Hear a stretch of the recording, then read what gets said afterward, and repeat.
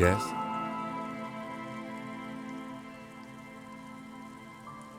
What about me? No.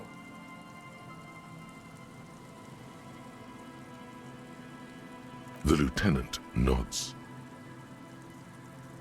What do you mean? I have no idea what you're talking about. What? Think? I do most of my work inside my notebook. The lieutenant produces his small blue notebook and idly thumbs through a few pages. You're super lucid, yet psychedelic. You don't need office supplies to connect to your nervous system. You're special. That's correct. That makes him a Beano-clad, completely uncopped material, if you say so yourself. Are they? They are mostly just cumbersome. Good. Let's change the subject. No response. He just arches his brow. A moment passes. The lieutenant glances at the sports watch on his wrist.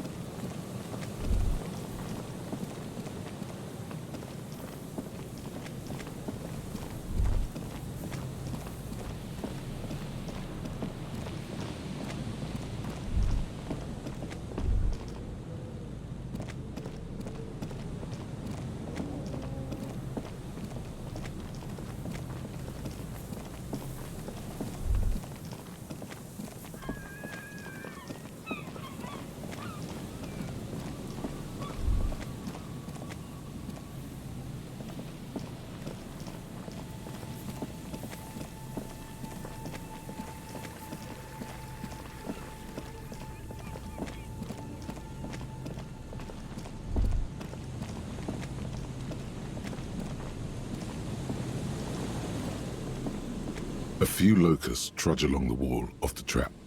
The rest are piled in a heap in the corner, dead. No phasmid anywhere.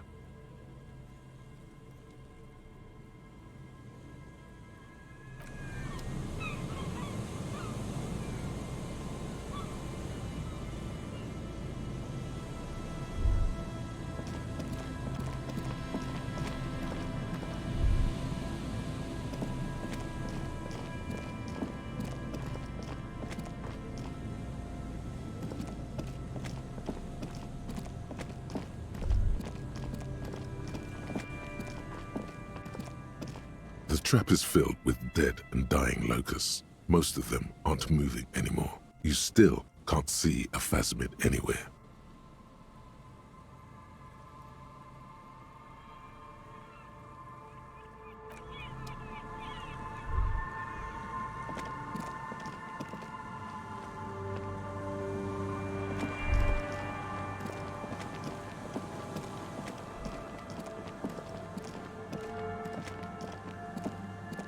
A scattering of bullet holes is spread across the cracked wall, reaching from one corner to the other. Meaning this is a lot of bullet holes. Looks like fully automatic rifle fire. Something you don't see these days. The lieutenant also nods. It is quite a scene.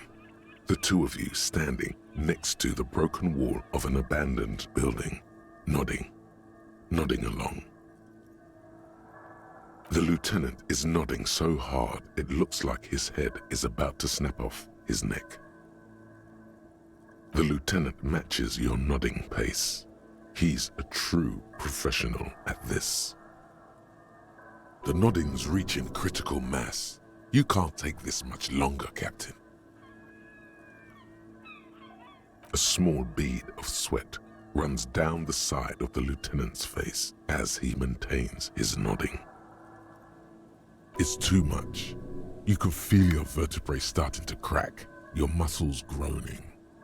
As the lieutenant takes out her handkerchief and softly taps the sweat off his temple, a faint crack echoes through the coast. Almost snapped your neck, but I fucking got this. No pain. No pain. Phew. Got off lucky there. That could have resulted in a world of hurt. All right. It's a good moment to stop. My neck was starting to hurt. If there's nothing more, we should get going.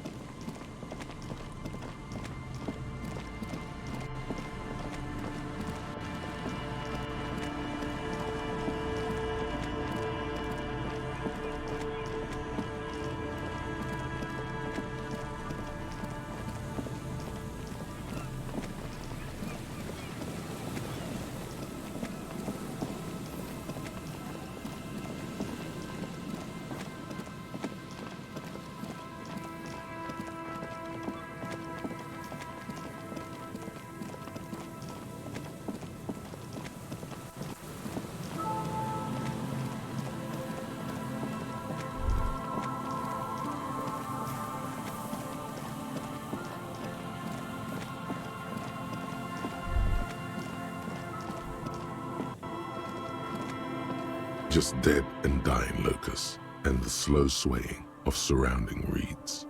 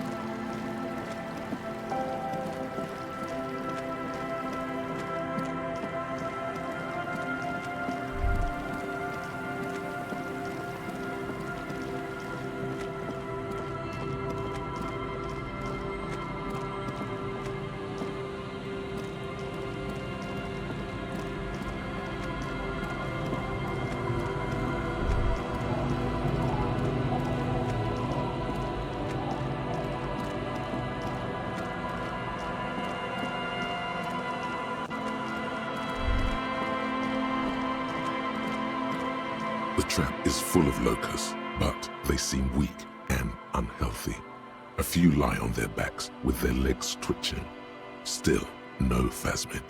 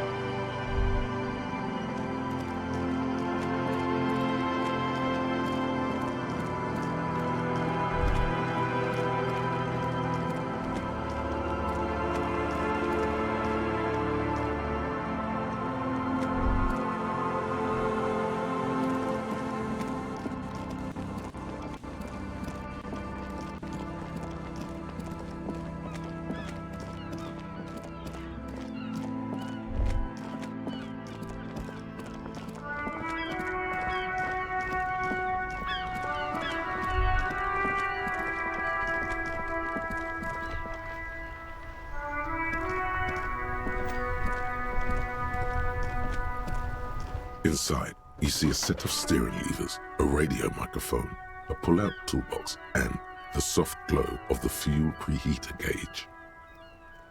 This is Precinct 57. How may I assist you?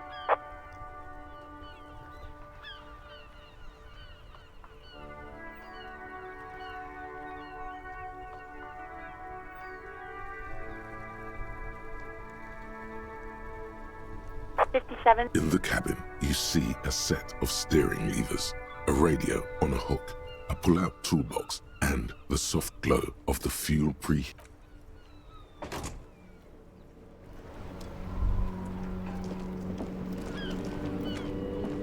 Oh, look. It's the cop who turned me into a bad...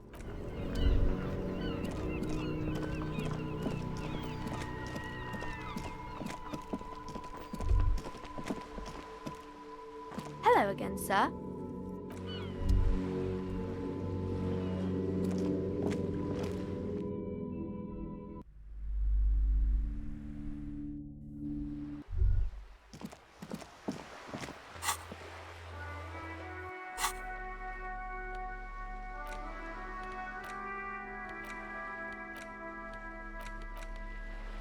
A crinkled chewing gum wrapper. The worn label reads, "Good question." There is no answer or secret phrase written on the inside of the wrapper, yet you're drawn to it. Drawn by regret. Stop before you hurt yourself with a Tutti Frutti wrapper. Throw it away, please.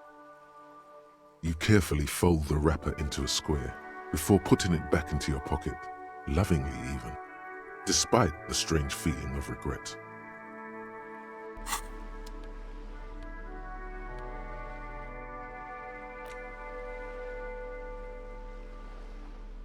You stare at the now familiar black and white rainbow. The book feels heavy in your hands. In cold, detached prose, the author describes a scene from one of the Yugoslavia riots in the 20s. Youths overturned motor carriages and set trash cans ablaze, while heavily armored guardsmen dash in and disperse them in a flurry of baton blows. As ethnic tensions run wild, a pair of young lovers meet each other on the street. Somehow, it would physically hurt you to keep reading. Are you sure? Fuck it. Do it. It can't be worse than what you've already felt. They go through a brief and somewhat awkward love affair. And in the end, they betray each other and succumb to the absurdity of Gradian life. The man becomes a lens grinder, completely abandoning his former existence. He toils through the daily drudgery at the Lenka polyfabricate. Happiness and fulfillment have eluded him his whole life. And in the end, he has nothing to do but dedicate himself to the craft. She spends the next several decades standing at a conveyor in a Sosnovyj fish processing plant. The smell of fish guts slowly seeps into her hair and skin as every single one of her dreams dies, one by one. The memory of their short time spent together tortures the former lovers ceaselessly until the end of their days. Years pass in solitude, their bodies growing ever more decrepit. As life leaves their remains between the soil sheets, their final thoughts are filled with regret. Good stuff. I fucking loved this.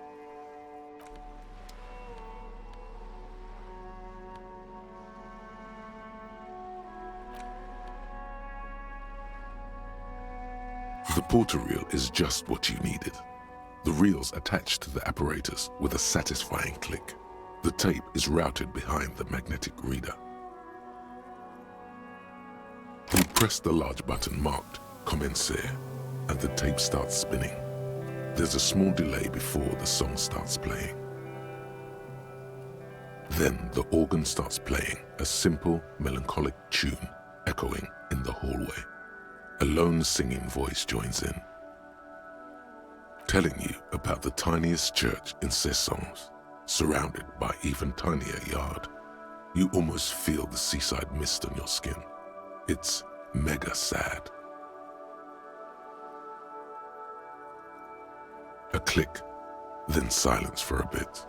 Then the tape stops spinning.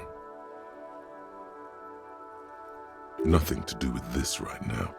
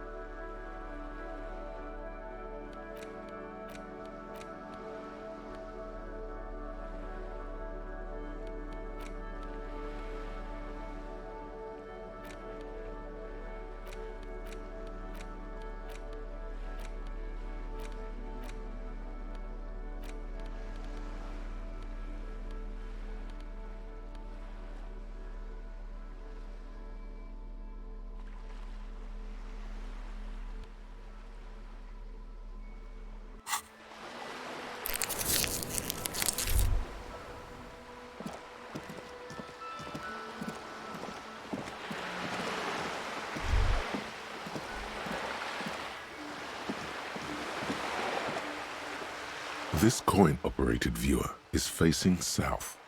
It has given up all its secrets. There seems to be a sunken sea fort on the islet in the bay. Why place a tourist attraction in the middle of such poverty? There was a revitalization project in '49. A design studio tried restoring Martinez to its pre-war glory. It didn't stick. They got as far as the street lamps and that statue on the intersection before something went sour. I suspect it was Erard's class doing. He muscled them out. It's how it usually goes around here.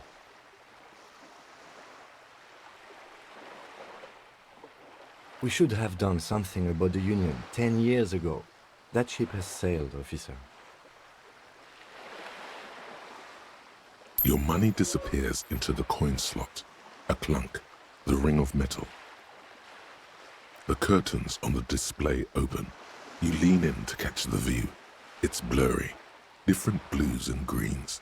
In the middle of the shimmer stands a drab grey shape, like a ghost. The lenses shift. The ghost sharpens into an islet in the bay. In the ruins, a man-made structure is visible, a half-sunken sea fort, its concrete almost reconquered by nature. It looks as if it was abandoned quite some time ago. Nothing but a rotten tooth remains of the anti-aircraft tower. A lonely birch tree grows out of it. Really? I don't have the eyesight to make it out.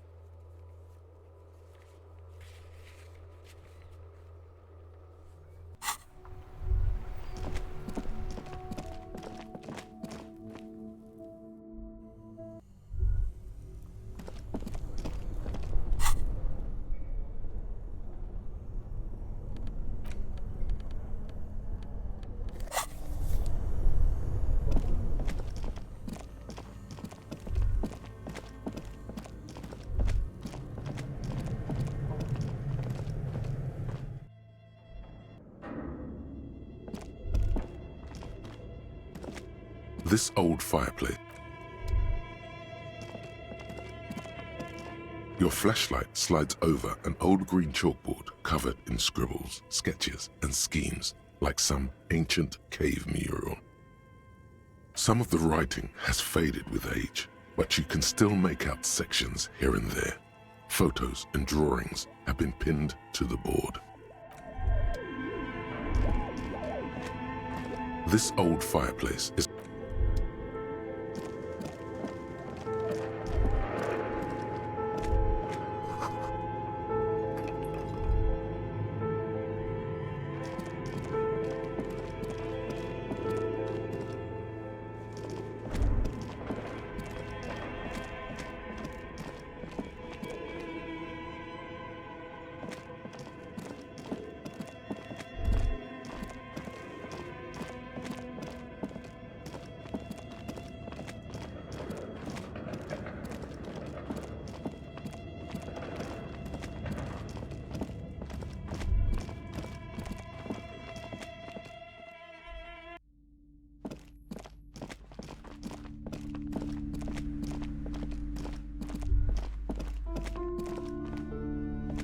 Several maps have been attached to a bulletin board hidden inside the alcove. They're held up by small pins. The board has come loose from one corner. The maps look old and faded. Your eye catches a map of Insulinda, a map of Revachol, and a map of Martinaise. This large map displays archipelagos. You see a constellation of small dots on the light blue emptiness of the Insulindic Ocean. The largest in the northeast is La Caillou. You are here. Another far away in the southwest, Seminese Islands, Ile de Fantôme. Ozon, Laurentide, Face à la Mer, Archipelagos, North Arcade Islands, all just specks of dust on the vastness of the Insulindic. On the edges of the map, the color fades into a blur of dotted lines, black and white. In the northeast, a dust mite stands on the north coast of Caillou in a bookstore. It's you. Radiating outwards from you, the suzerain Revachol. With a radius of 80 kilometers, still, the crown jewel of this Isola would be barely visible. You can, on Caillou, Revachol, a single black star, on Ozon, Fondelier, and Vilmandu, on archipelagos, Croyan Moran, Villiers, on Seminine, Olduvai, and on Laurentide, Deora of the Seven Seas. The ocean breaks apart into a tangle of cosines and azimuths, all pointing into pale nothingness. Windy is the north azimuth. Grad is the northeast azimuth. Samara is the east azimuth. Seo is the west azimuth. Isolas, they're called.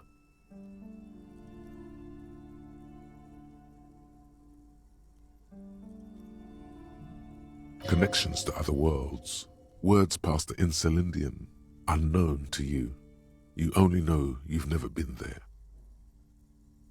You have little idea what they are. Distant stars, gods, but looking at them makes you feel almost non-existent. Whatever they are, the Isolas are immeasurably large compared to you, and very, very far away. Perhaps they are gods, gods of distance and outer dust. I'm sorry, officer. The map of Martinaise is the only one available. The other two are not for sale anymore. And besides, you could scarcely afford them. They're quite valuable, though they might not look it. The map of Martinaise is 90 cents, though. That old thing? It's an out-of-date map of a tourist location that never was nor came to be.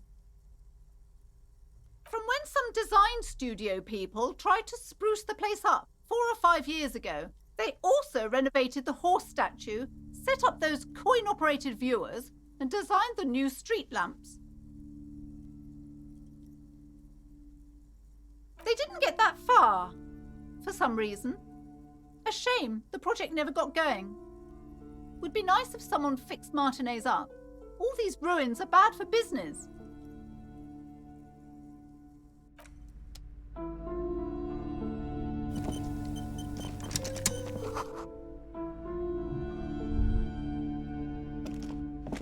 This bookstore is not strictly about crime, romance, and biographies of famous people. There's also a wide range of paranatural literature. Amidst the various books, you find one written by someone named Matthias W. Dundas. It's about wholeness, unity, balance. The point of the book, and many others on this shelf, is to give people medicinal advice in situations where they don't have access to paid health services.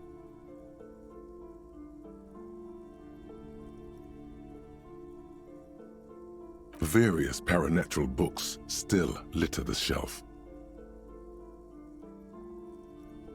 Amidst the point of the book, it serves platitudes, while also telling everyone that traditional medicine, the kind people don't have access to and which costs more than this book, is garbage and would only give you cancer anyway, without even curing your cold or anything.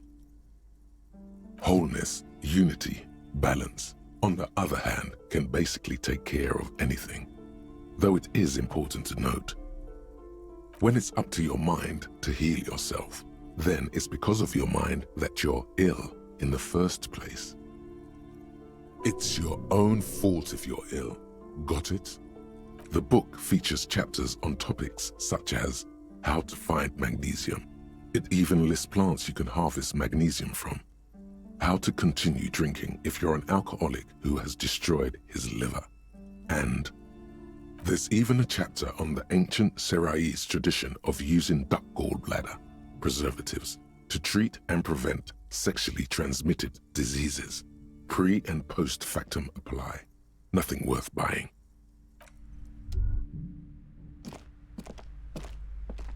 Shelves full of biographies of famous people, whoever they are. I would say The Greatest Innocence. Yes, most certainly. It's an important educational tool delving into the depths of history, religion, and their relation to innocentic power. A very influential historical figure, but surely I don't have to tell you that. You're a law officer, and law officers have at least some education. The book is also very daring.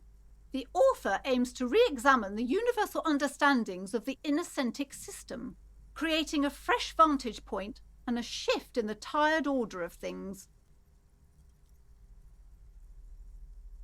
Perhaps for a layman, deep analysis is necessary to peel back the multi-layered meanings. Certainly, it's prudent for a person to have at least an elementary understanding of history and society. Imagine the chaos we'd be in otherwise. You feel like you should get this one. Definitely. It's important somehow. There's something personal inside. Browsing through all the books with all their names makes your head spin. None of these seem important or relevant.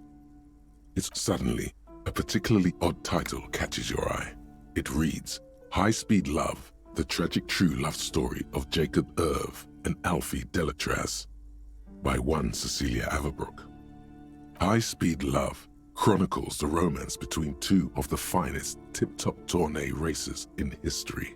One of them is the madcap driver, Jacob Irv. His blonde mane graces the cover.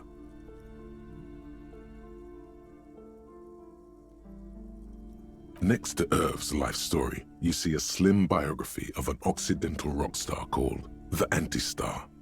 He's famous for shooting morphine into one of his eyeballs and cocaine into the other. Next to that, Rivasholian radio personality Guillaume Bevy stands in front of a rundown drug den.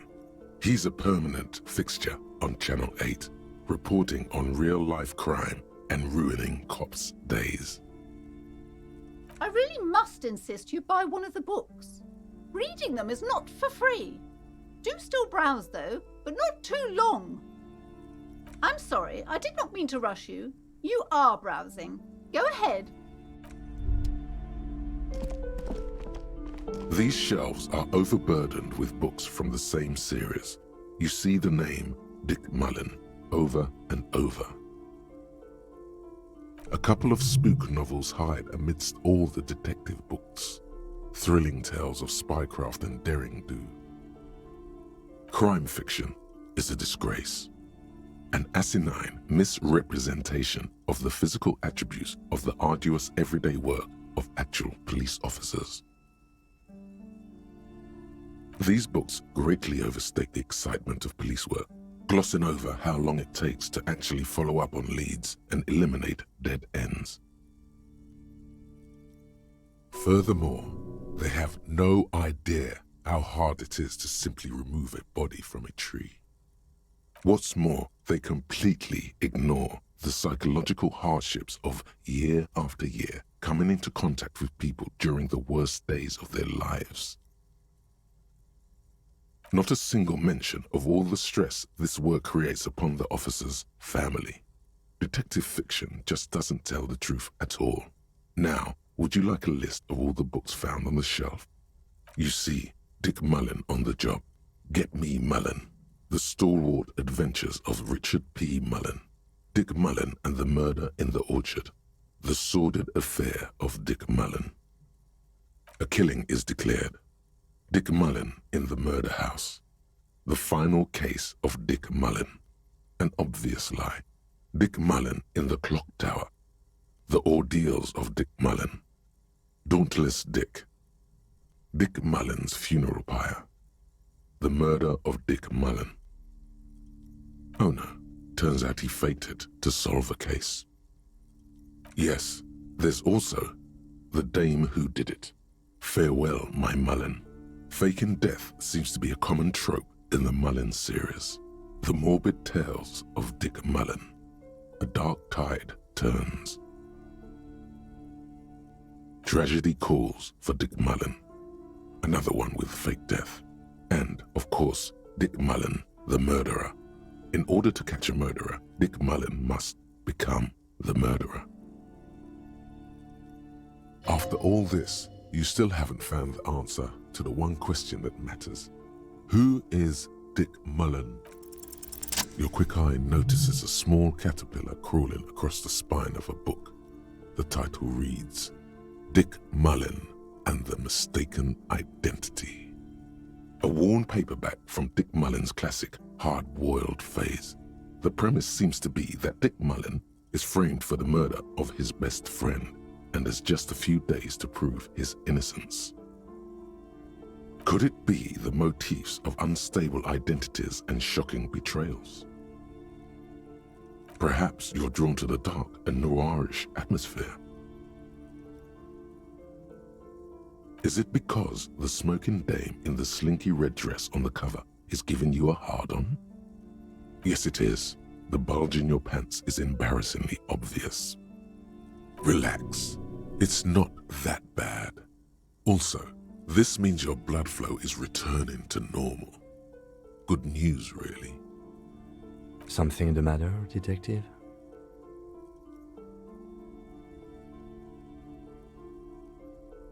The lieutenant nods. You think you detect the faintest trace of a grin on his face, but you can't say for certain.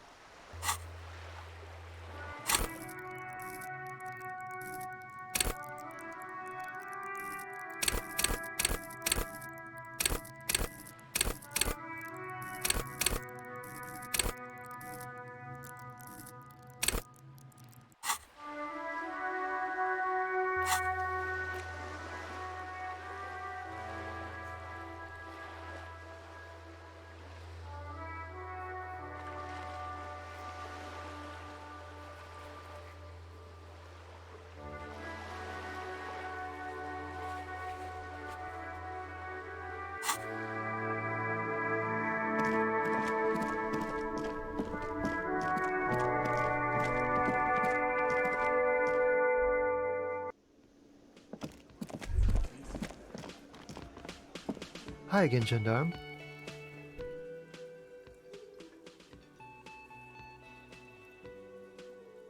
Admiring the atmosphere.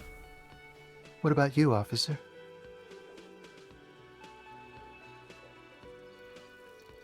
Well, here's to you. Oh yes, let's see. He knocked on my door. Sure. Bye-bye, gendarme.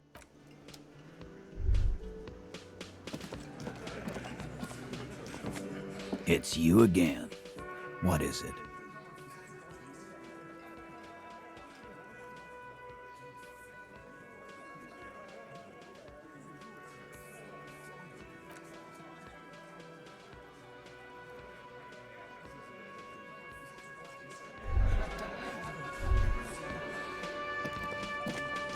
I've got nothing to say to you.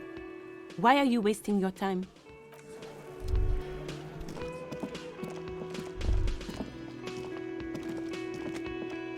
Yes? What is it?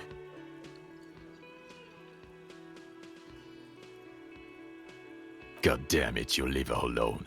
Keep your weird bullshit to yourself and be professional for once, for fuck's sake. Can I actually help you with something? Yes, of course. Preposterous. I mean, you would remember if they were, right? Who forgets their squad mates? That's not possible. Again? I can't believe this shit.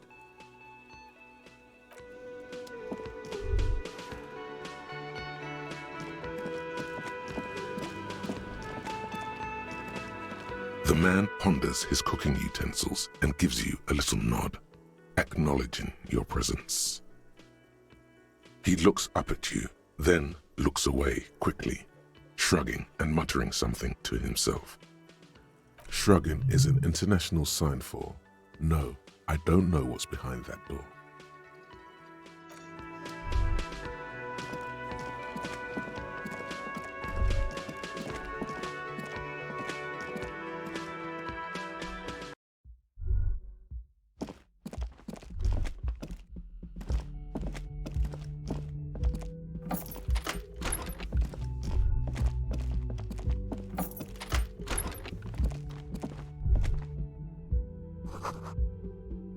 This medicine cabinet is full of wares, sheets of pills, haphazardly stacked one on top of the other. It's been used quite a lot, but not for scrubbing blood off towels or anything else interesting, it seems. It's clean of chemical odors too, just some dried toothpaste on the handle. Pharmaceuticals line the shelves, sheet upon sheet of pill bottle next to pill bottle. Acetylic acid, APAP, eye drops, blood thinners. Anything of note? Pill bottles rattle like bones as you search the cabinet. Paracetamol, histoparidol, something in a foreign language you can't read. Behind them, an unusually shaped nasal spray. Its label reads, Nacra. An opioid receptor antagonist. It's used for diamorphine overdoses. You could say he's on the lookout. Among some foreign, probably Messinian or Gotwaldian, marked red blister packs you find. What do you find? This is going to take a little know-how. A bright orange bottle with peptide stamped on it, in sunny, happy letters. Jackpot, baby. That's the stuff you're looking for. Your palms begin to sweat just holding that little plastic container. It's speed, man. Just what you were looking for. They call it dextroamphetamine and talk about psychological disorders. But what we're seeing here is some scientifically advanced trucker speed. Peptide, a euphemism for pharmaceutical amphetamine. Prescription speed. The fuck are you waiting for? Let's get super fucking preppy. Silently, the bottle slides into your palm. Then, as you turn, into your pocket. Feels so sleek and beautiful. You got it. Here comes the afterburner. Time to become a super detective again, Harry. Just put it in your sweaty little hand now.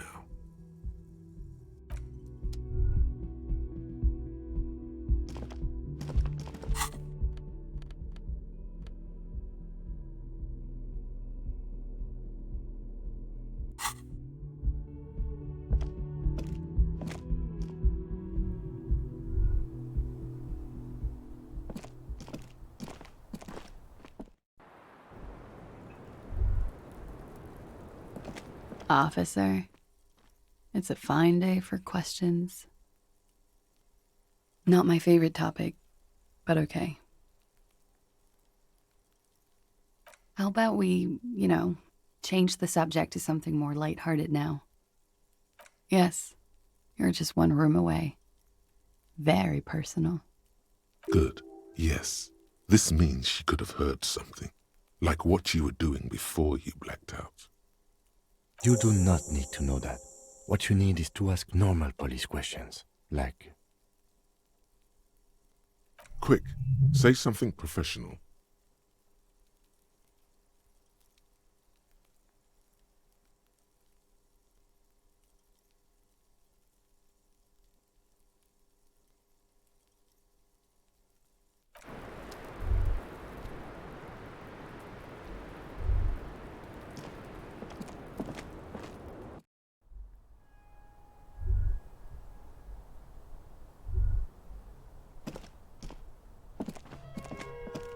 You clearly see footprints in the downy carpet of dust covering the workshop floor.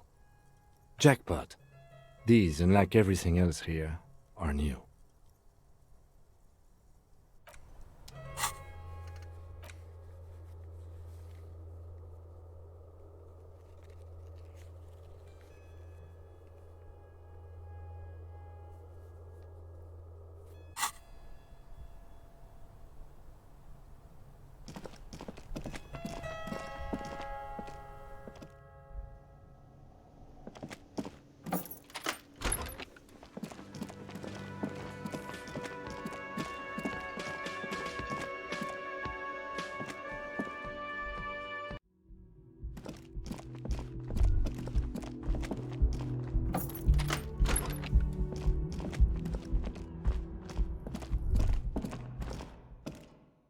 A mirror hangs on the bathroom wall.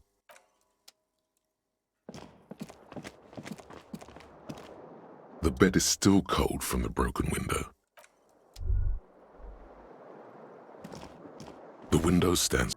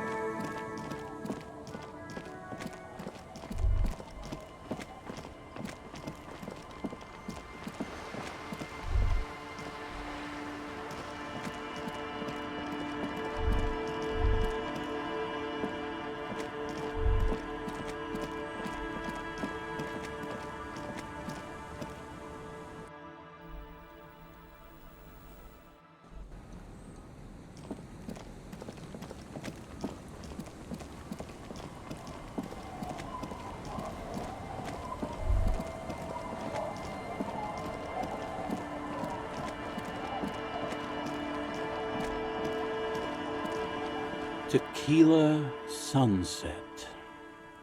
I do. But as you can see, my fuel tank is running quite low. If you catch my drift. Classy. The tale I'm about to tell you is an urban legend particular to Martinez. That said, I first heard it from a former bicycle courier in Koran. There are many variations on the basic story, and the details often conflict. What everyone agrees on is that nobody knows the exact nature or identity of the phenomenon. Are you telling the story of the headless? Shut the fuck up, Rosemary. Summer of 44. 17-year-old Gertrude Hett is walking home from a late shift at the harbor. It's almost midnight. She stops for a cigarette near the canal. The streets are warmed by a southerly breeze. The lights of a passing motor carriage bloom and fade in the distance. In the harbor's dark, her cigarette is a beacon, dancing alone. The image comes to you effortlessly, as though you'd walked the same streets yourself 1,000 times. Our heroine finds herself enjoying the peace and quiet the canal provides. What she doesn't know is that her peace is about to be shattered. From behind her comes the clattering of hooves. Startled, she turns around, and what does she see? Well, yes, but it's the man on the horse that's of interest here. A man with no head on his shoulders, wearing a fawn tracksuit, searching for the legendary fawn cap that went missing when he lost his head. If I hadn't lost my keys that one time, I'd agree with you. But life is a cruel mistress. Gertrude Hett may have been the first to witness the headless fawn rider, but she wasn't the last. Oh no. Tell him about the two feminists by the locks. Fuck, Rosemary, they were dating. No one said they were feminists. Everyone always misremembering this stuff. This wouldn't be the De Ponte Delgado case, would it? What? You know it. I've read the case file, but please, go on. Right. Early autumn of 46. Ula DuPont and Eva Delgado are fishing near the waterlock long after the sun has set. The wind picks up. A sky already dark now blackens. Water starts falling from above. The first cold rain of the season. Two women stand on a small outcropping of rocks. One of them is wearing a purple raincoat. Thin lines reach out from the rods into the sea. Small droplets start appearing on the surface with increasing frequency. The women are caught in the downpour. They act quickly. Eva gathers the rods whilst Ula turns around to reach for the tackle box. When she sees something, her shriek is so violent that the residents of the nearby apartment building believe lightning has struck. But there is no lightning. Only a heavy downpour and the silhouette of the headless fawn rider looming on the horizon. Ula makes a run for the shore, but Eva slips on a wet rock and disappears into the cold, cold canal with nary a sound. Her body is never recovered. Word on the street is that she, gave herself facial deconstruction surgery. Real grisly stuff. That part, at least more or less, corresponds to the case file. See? Told you. Anyway, that's the story of the headless fawn rider. Pretty crazy, huh? Well, Tequila, that's part of the legend. No one knows for sure. There are a couple of possibilities, though. Some say he was an undercover cop who blew his cover and got beheaded by the vicious gang he had infiltrated.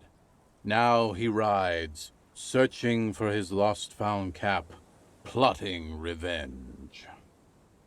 Others claim he was a professional jockey who veered off course during a steeplechase, ended up in somebody's backyard, and got decapitated by an exceptionally taut clothesline. Even decapitation couldn't stop his commitment to the sport. Are you that committed? Personally, I think he was just some guy who hanged himself from a really tall tree, and the fall was so violent that his head came clean off. Coincidentally, at that exact moment, a horse happened to pass under him, and his beheaded corpse mounted it, where it remains to this day. But then, no one really knows. For some reason, this does strike you as the most plausible theory of them all.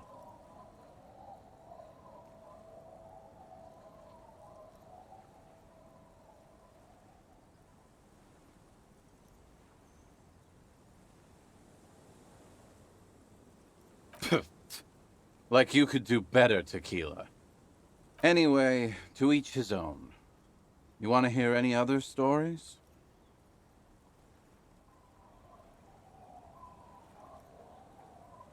Yeah? Why don't you go eat shit, Tequila? There's no way you know a better one than that.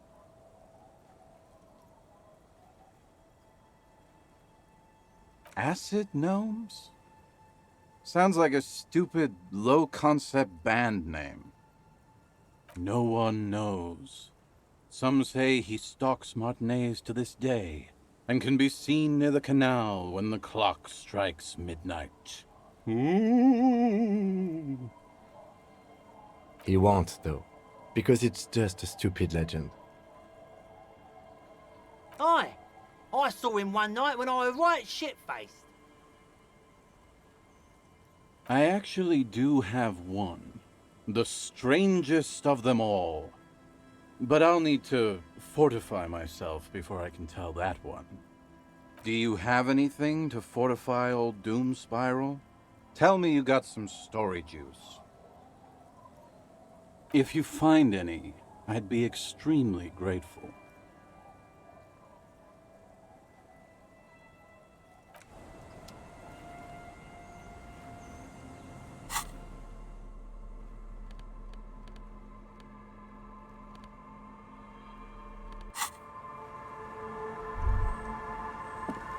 Don't call, Abigail.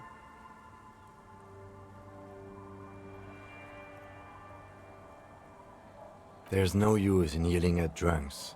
He's barely holding it together. The drunk man starts coughing a really disgusting, hacking cough. He does not sound well at all. Don't call. There was little chance he'd be a reliable witness anyway. The legend returns. You know the dance. Smokable smokes, pissable pilsner. Drink it, then convert it to piss. And there's spirits and speed too. See, friend, it's real valuable. Worth every real, if you catch my drift. Got it from a bit of a business venture. You know, it's funny, actually. He's finding it difficult to focus his watery gaze. What?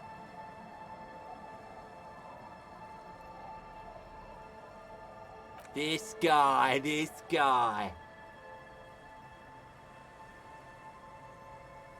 Oh, this is medicinal spirits. The good stuff. Got it from the doctor's office. I got one of those scientific ampules a few months ago. Torpedo, they call it. It's supposed to keep a man from taking a drink. Didn't stop me for shit, that's for sure. 5 lemons with half a pack of butter and you're good to go. It was. In a week, the goddamn kidneys started giving me all kinds of help. Finally, the missus took me to a private doctor's office. Not a charity, the real thing. Those arseholes charged me £4 to remove the damn thing, but I came out on top after all.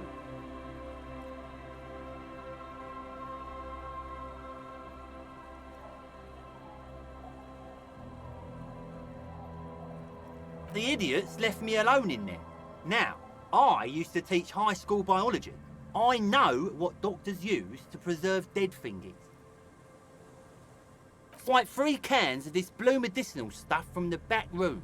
Threw the snakes out and voila! What's left is this beautiful blue stuff. 98.7% almost pure alcohol. Snakes or intestinal worms? 2 I already sold to these fine gentlemen here. But this last one is yours for £3 if you want it. Don't say it. So what do you want then? Oh, the system's been good to old Rosemary here, and I'm milking her like a bitch goat in the backyard. You see, friend, man makes his own luck, and I made mine real good. Got my hands on 3 bottles of liquor ex-squeeze, sold 2 to the fellows around here, and immediately invested the profit. Bought cigarettes, bought beer, even bought a bit of speed. And look at me now, I've got everyone on my hook. Of course. It is what it is, you know. What it's always been. People, buddy boy, it's the people.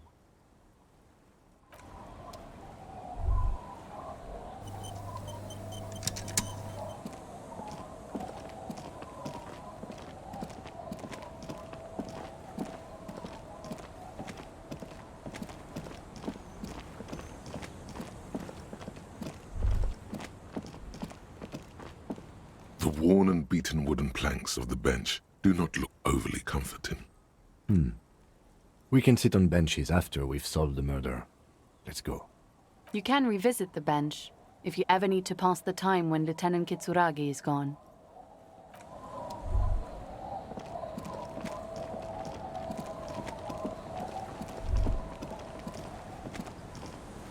Our tenant, the policeman. I hope the waves don't keep you up at night. What can I help you with?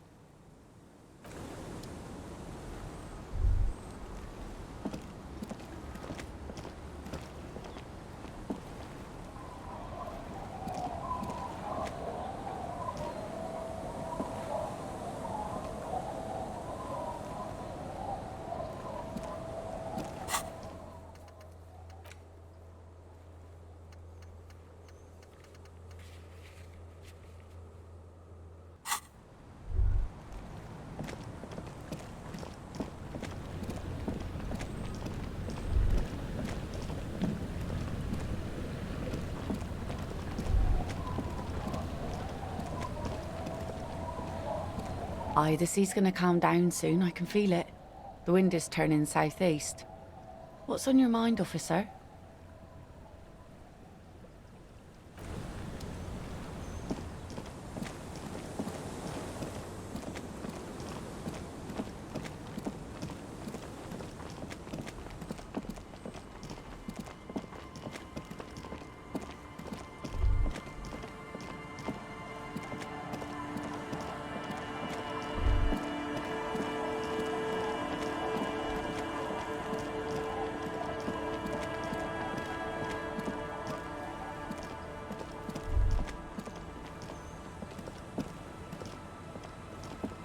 The scruffy-haired little boy kicks a... The scruffy-haired little...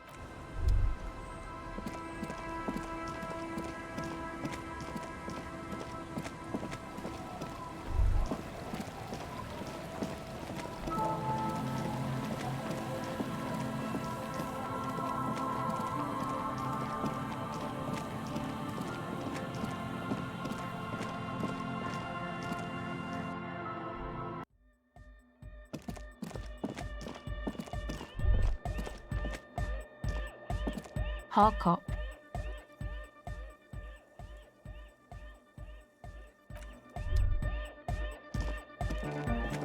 Yo, man, what's on your mind?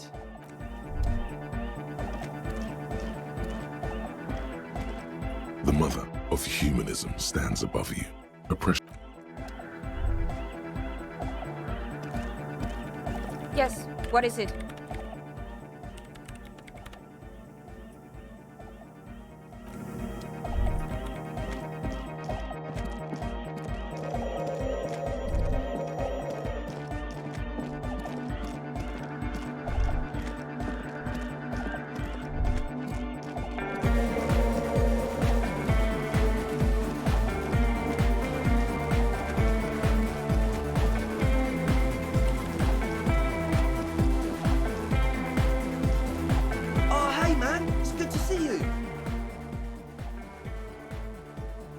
It's to express my individuality. Is that a bald spot? It's hard to tell for sure with the fused together spikes, but... Or because I'm balding, yes. I want to fuse the remains of my hair together before it leaves me. I want to show my hair. I don't give a fuck how old you think I am. I'm 20. Not 20.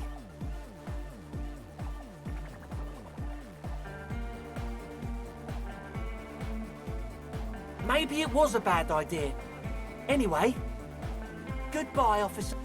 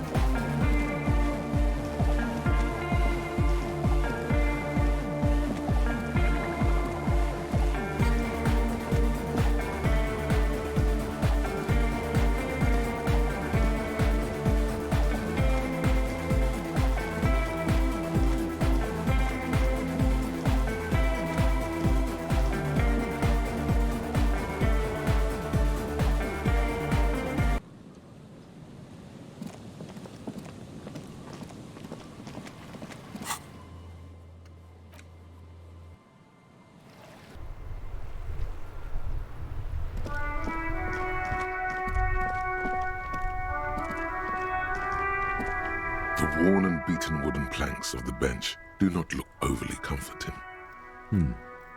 We can sit on benches after we've solved the murder. Let's go. You can revisit the bench if you ever need to pass the time when Lieutenant Kitsuragi is gone.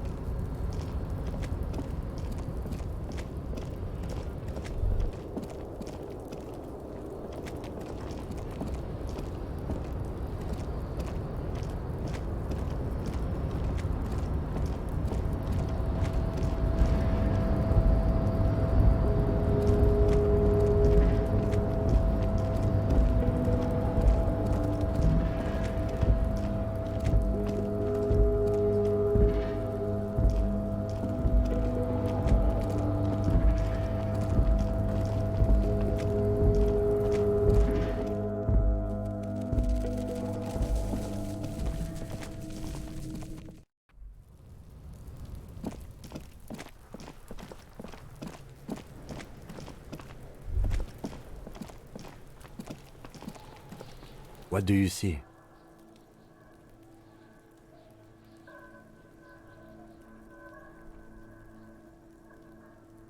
No, these prints are pretty standard. The ones in the dust looked custom. Or maybe they're just a foreign design. It's a boot print, whatever the case.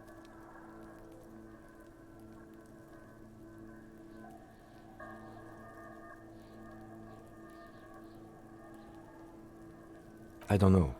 They're about the same size. Not the same boot, no, but they could be the same person.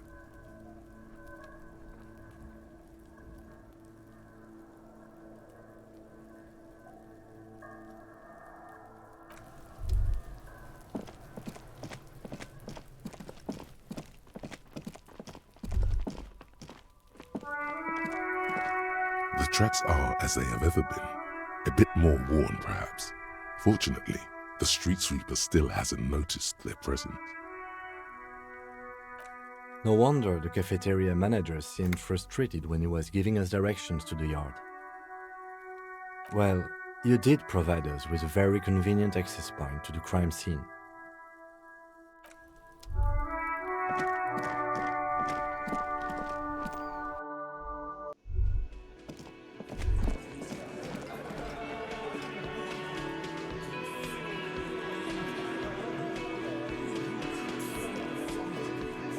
It's you again. What is it?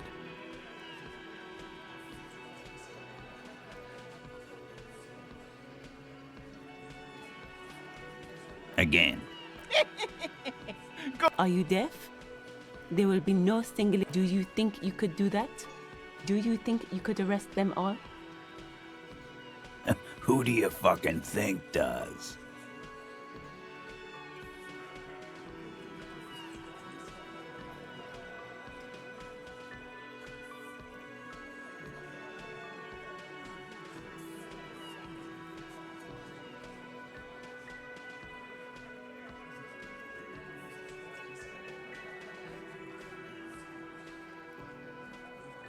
Titus, no one was thinking. No, no, no. Fuck no! The big dick is right here, asshole. You're looking at it. Right. Fucking here. Disregard the outburst, officer. None of the boys have any comments on their power relations. That night, they acted as one. That's all.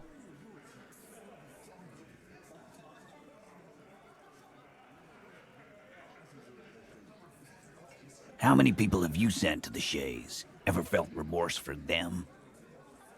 Or send them to Reunion to rot. For 20 years. For life.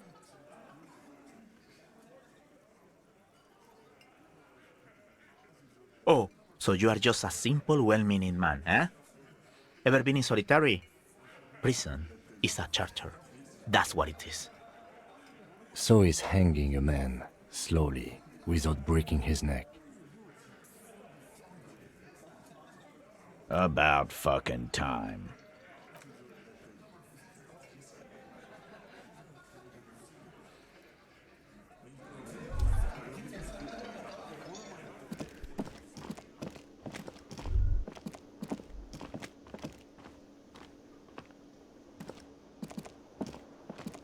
Hey, was there something you needed?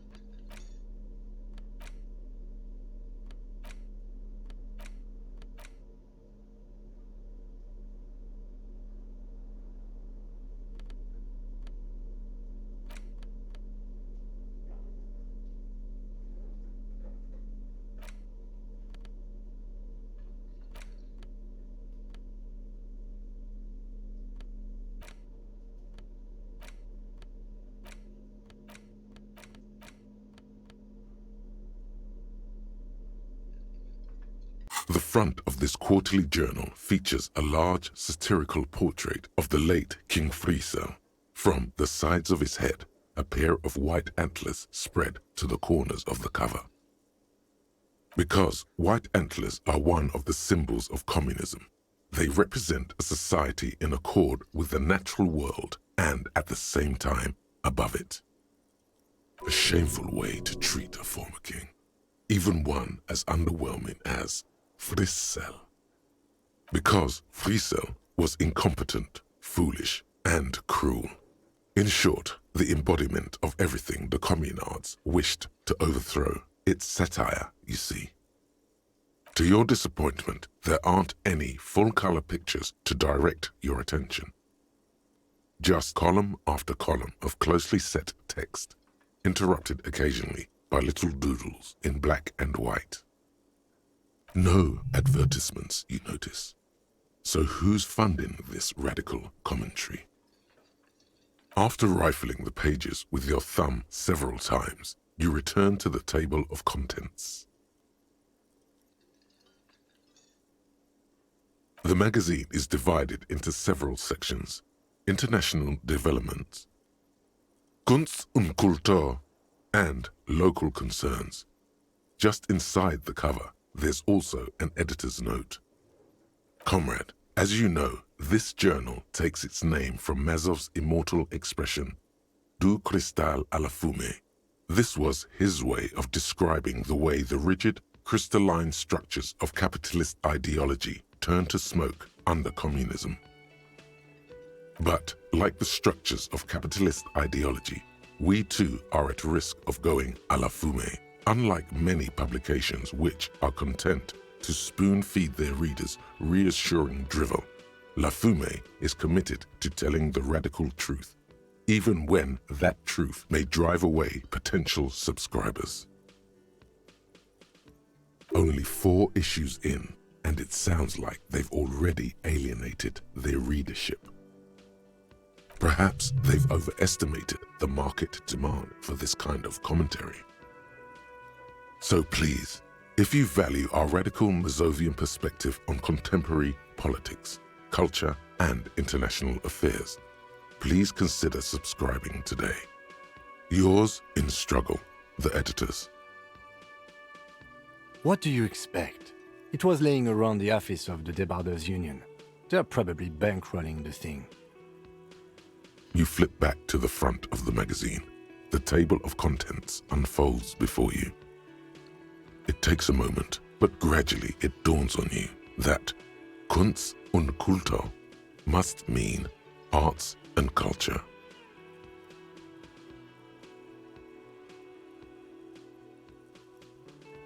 Why they decided to title this one section in Volda is beyond you.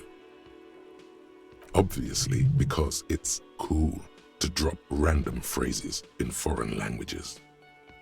As you leaf through this section, you come across several reviews of recent radio plays, as well as a brief artist spotlight featuring a local artist identified only as CS.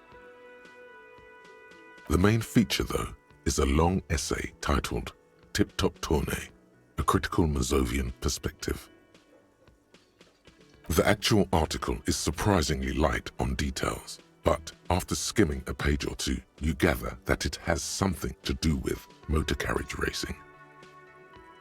This so-called artist spotlight is really just a brief Q&A, made all the briefer by the subject's evident hostility to her interviewer.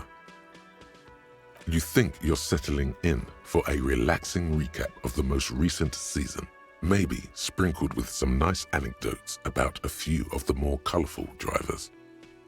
Instead, you find yourself skimming a 10,000-word feature about all the politically problematic aspects of Tip Top Tournée. Where to even start? For one, there's the crass commercialism of its sponsorships, and then there's the practically criminal emphasis on deadly motor crashes. Oddly enough, this article has 2 bylines, Nasteb Enkalada Banal and Exilus Buka. Under capitalism, the article says, every pursuit has its price. Every pleasure, even one as elemental as the joy of racing others around a track, is reduced to an advertising opportunity. Thus, the so-called tournée becomes a competition between increasingly meaningless brand signifiers, your discount laundry detergent racing against a pack of Astra cigarettes, or even a fritter. And that precisely is what's problematic about it. Were it not for the promise of random, spectacular violence, audiences would quickly lose interest. At the end of the day, it's the destruction of these 750,000 real races that you're really watching for. You see, one cannot avoid the conclusion that Tip Top Tourney is simply the apotheosis of spectacular entertainment under capitalism. Ah, come on. Can this article read your mind?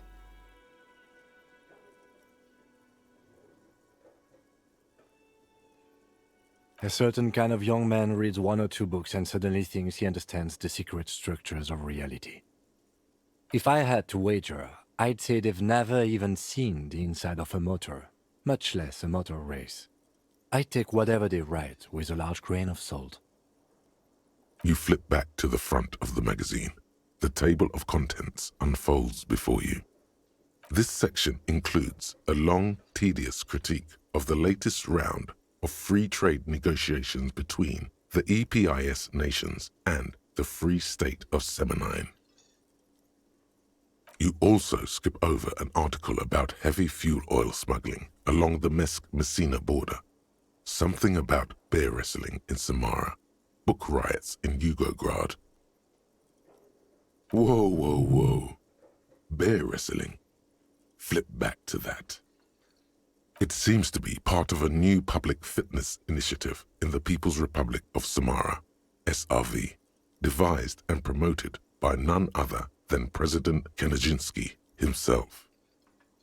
According to this extremely credulous account, Uncle Sport, as he's affectionately known to his people, has recently decreed bear wrestling the national sport of the SRV.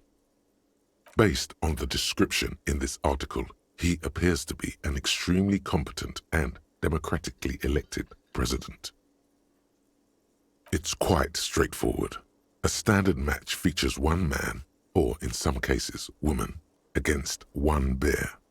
2 competitors, 1 ring, 5 rounds, or until incapacitation. According to the SRV's Ministry of Information, the program has been a tremendous success. Public support stands at 87%, and youth obesity and alcoholism rates are down 12% and 7% respectively. This is the SRV we're talking about. If you think those are the real numbers, there's probably a guy who wants to sell you a bridge in La Cherte. What are you, a statistician? Did the moral intern send you on a fact-finding mission? This is the SRV party line, comrade. The Samaran People's Republic? No, I should expect not. Why do you ask?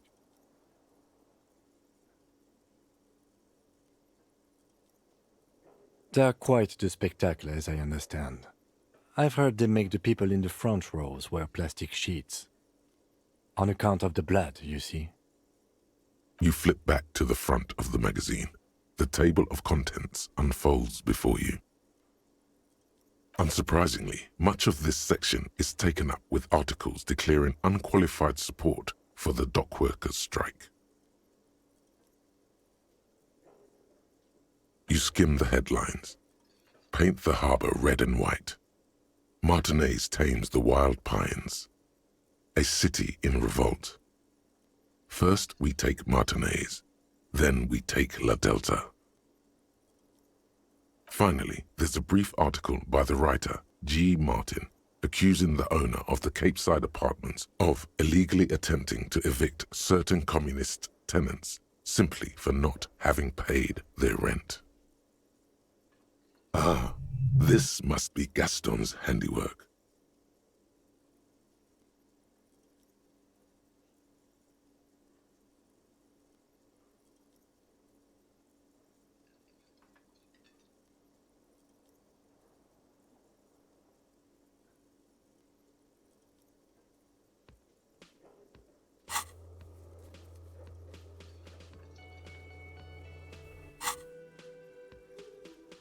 According to these editorials, there can be no accommodation with the forces of international capital or their mucilaginous allies in the coalition. You flip back to the front of the magazine. The table of contents unfolds before you.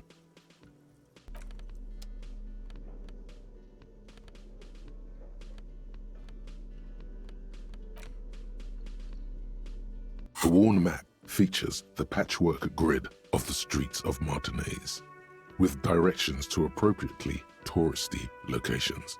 Year 48 resides on the upper right corner. The suzerainty box is heavy and slightly awkward in your hands. You give it a light shake and feel the pieces shift around inside. Welcome to Suzerainty, a game of economic strategy for the whole family.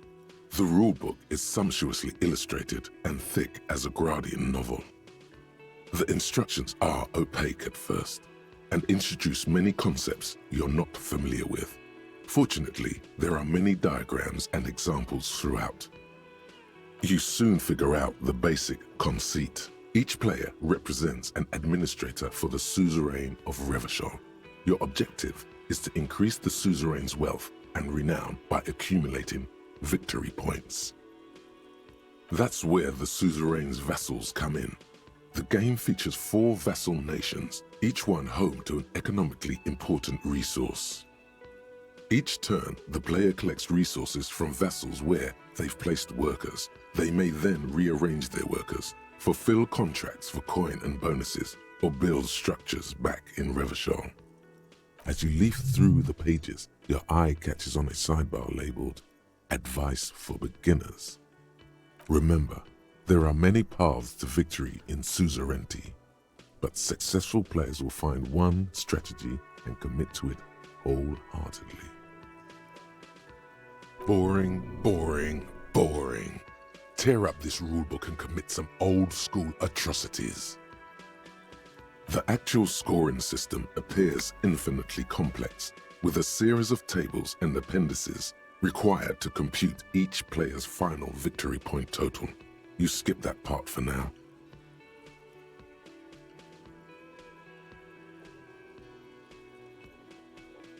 You open up a number of pouches containing wooden tokens. There are also several punch boards with other cardboard components that will need to be punched out before you can play. You hold the open game box before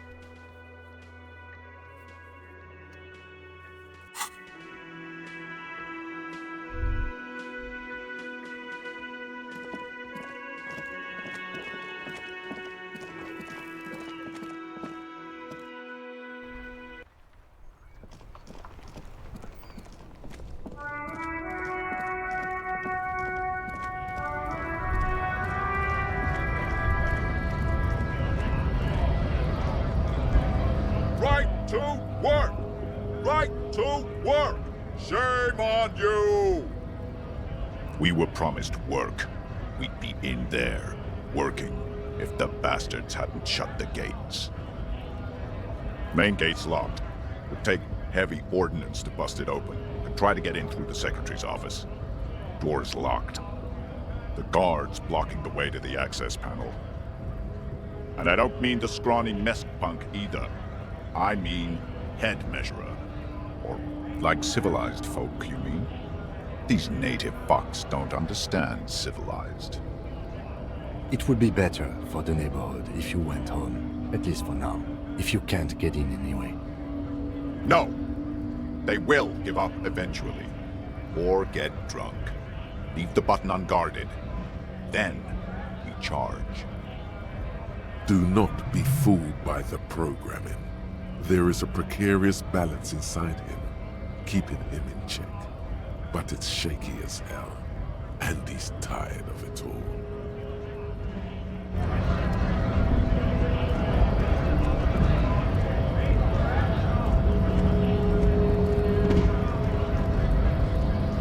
Hola, wandering man. How can I help you? The mercenary, eh?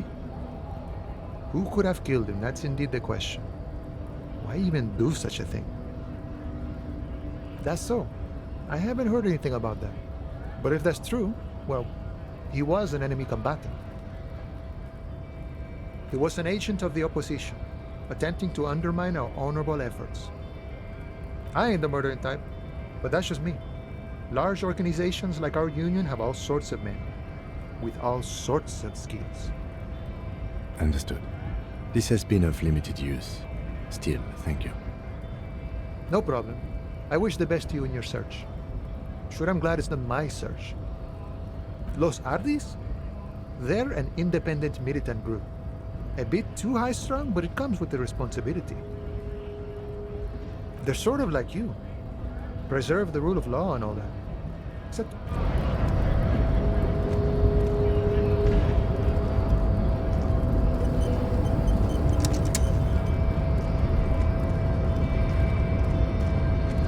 The unpromising race pupil returns. I am not the first line of defense. I am the last. In addition, these so-called Hardy boys are an effeminate clique of bodybuilders. Their company is spiritually degrading.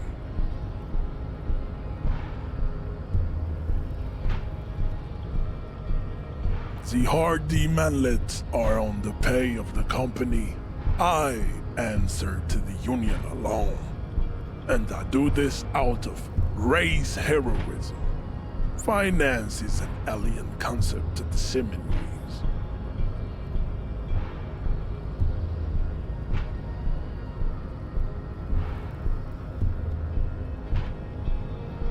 Now leave me be. I must luxuriate in the company of my woman. I think this racist is better than the last, but the next racist will be the really good one. There always is. Race is reality. Racists are generally not very good examples of their race. Welcome to Revachol. You hear him yell at a redhead woman visiting the fritter nearby. He must think redheads are immigrants.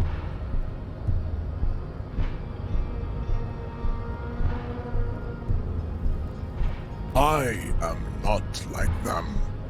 I am True, that is a noble cranium, but you got a hard noggin yourself.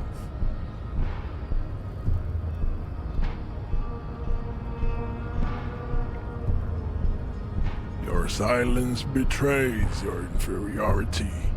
You do not have a reply. You should enter a deep Racists are generally not very good examples of their race. Welcome to Revachol. You hear him yell. He must think redheads are immigrants. I am not like them. I am craniometric perfection. I have taken the trouble to permanently draw a phrenologic grid on my skull and features. This should dispel any doubt. True, that is a noble cranium, but you got a hard noggin yourself. Correct.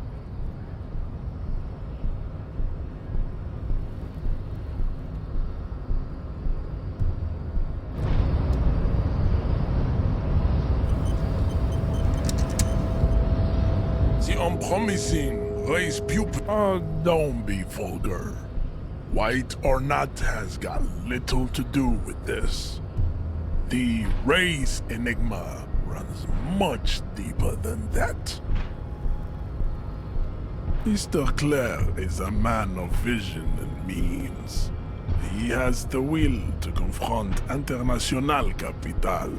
which is something your race naivistic communists never did.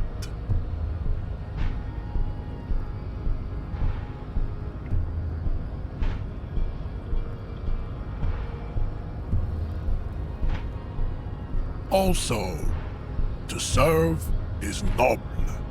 It takes discipline. Your petulant individualism has only contributed to your race failure. It is lax jam. Individualism. You have gotten these Of course it does. You are a degenerate individualist and a rock and roll rebel. A pawn of international finance, just like the rest of your ham-colored race.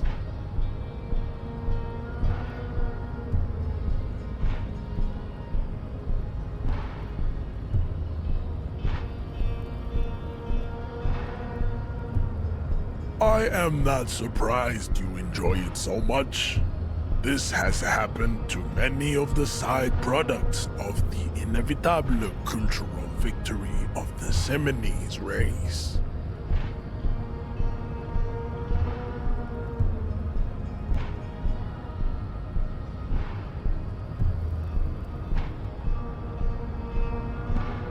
Meshhead stoically looks to the distance.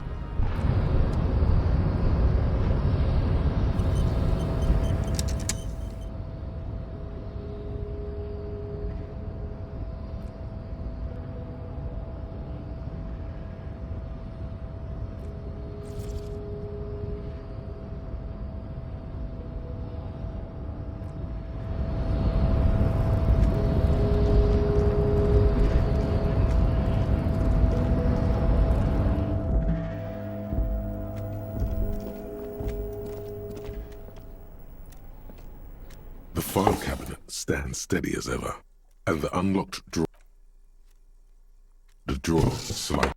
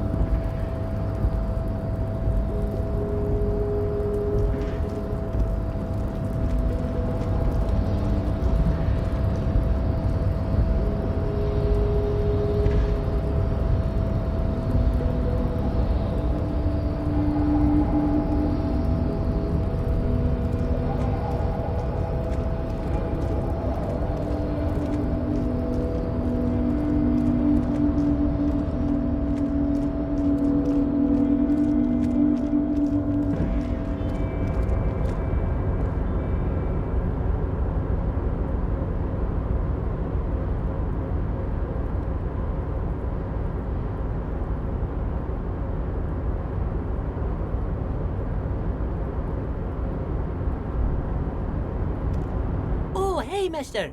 I'm not gonna bother you with a long greeting, just like we talked about before. I know you're probably a busy man being an important police officer and all, and personally, I think the more people keeping the peace, the better.